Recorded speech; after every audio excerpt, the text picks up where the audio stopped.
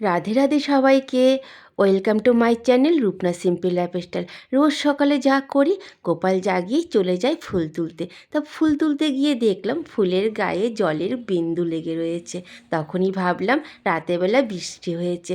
হ্যাঁ, ঠিক দেখলাম।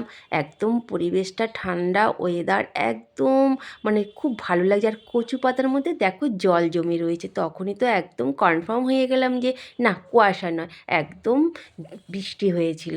তাই খুব ভালো লাগছিলো ওয়েদারটা। তাই তখনই ভেবে নিয়েছিলাম আজ একটু খিচুড়ি করে খাবো। আর এই খিচুড়িটা আমার ঘরের কেউ পছন্দ করে না, আমি ছাড়া। তাই খিচুড়িটা খুব মানে সাধারণভাবেই করে নেব, বেশি রিচভাবে করব না। তাই মাংসের জন্য কটা আলু কেটেছিলাম। আর এই শিমগুলো অনেক দিন হয়েছে ফ্রিজে পড়ে রয়েছে, একটু শিম চচ্চড়ি খাবো বলে এনেছিলাম, কিন্তু আর খাওয়া হয়ে ওঠেনি। মূলো আর এই ছিল ফুলকপি। তা এই দিয়ে আজকে বসিয়ে দিয়েছিলাম খিচুড়িটা। হ্যাঁ, কাঁচা লঙ্কাটা তো দিতেই হয়। তার মধ্যে দিয়ে দিয়েছিলাম লবণ, তার মধ্যে দিয়ে দিয়েছিলাম হলুদ, তার মধ্যে দিয়েছিলাম কিছুটা আদা আর কাঁচা লঙ্কা বাটা। এই আদা কাঁচা লঙ্কা বাটাটা আমার ফ্রিজেই ছিল। তো বন্ধুরা, এই আদা আর কাঁচা লঙ্কা বাটাটা প্রায় সব কিছুতেই দিতে হয়, যেহেতু আমি করে রাখি। হ্যাঁ, তারপরে দিয়েছিলাম একটু জিরের গুঁড়ো। জিরের গুঁড়ো দিয়ে প্রেশার কুকারটা চাপিয়ে দিয়েছিলাম উনুনে। কিছুক্ষণ পরেই দেখলাম গরম হয়ে গেছে আর হতেও চলেছে। ব্যাস, এবার হয়ে গেল আমার খিচুড়িটা। এবার তো সাম্বার দিতে হয়। তার মধ্যে দিয়ে দিয়েছিলাম 5 ফোড়ন আর কিছু শুকনো লঙ্কা। শুকনো লঙ্কা 5 ফোড়নটা যখন একদম ভাজা ভাজা হয়ে এসেছে, তখনই সেটাকে আমি নামিয়ে ফোড়ন দিয়ে দিয়েছিলাম খিচুড়ির মধ্যে। দারুণ হয়েছিল জানো তো। দেখো, বিশ্বাস করো, খিচুড়িটা খেতে আর ওয়েদারটা ছিল এতটাই সুন্দর, এতটাই ভালো ঠান্ডা ওয়েদারটা ছিল, দারুণ লেগেছে খেতে।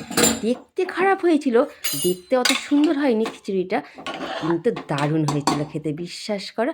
হ্যাঁ, তার মধ্যে একটুখানি দিয়ে দেবো এখন মিষ্টি। একটু মিষ্টি না দিতে ভালো লাগে না। দেখবো সব কিছুতে একটুখানি চিনি দেবা, সেই স্বাদটাই যেন বদলে যায়। যাই হোক, দেখো একটু ঝুড়ো ঝুড়ো মতন হয়েছে খিচুড়িটা। দেখো, চিনিটা দিয়ে নিচ্ছি। চিনিটা দিয়ে আমি আর কিছু করবো না, কিছুক্ষণ রেখে দেবো। চিনিটা আপসেই গলে চারিদিকে একদম ছড়িয়ে দারুণ একটা টেস্ট তৈরি হবে। যাই হোক, দেখো এইবার কিন্তু আমার খিচুড়িটা মোটামুটি হয়ে এসেছে। আর এবার আমি নিয়ে নিয়েছি থালা। আর এতটাই খিদে পেয়েছিল, আমি বিশ্বাস করে সাজিয়ে গুছিয়ে যে তোমাদের সঙ্গে পরিবেশন করব ভিডিওটা, সেই সময়টুকু আমি পাইনি। ভীষণভাবে খিদে লেগেছিলো জানো বন্ধুরা। এবার নিয়ে নেব একটু ঘি আর একটু আচার। আবার এই খিচুড়িটা যখন খাচ্ছিলাম না, এতটা ভালো লাগছিলো কি বলবো বন্ধু। যাই হোক, দেখা হবে আর একটা নতুন কোনো ভিডিওতে। তোমরা কিন্তু সঙ্গে থেকো, সাবস্ক্রাইব আর লাইক করতে ভুলো না।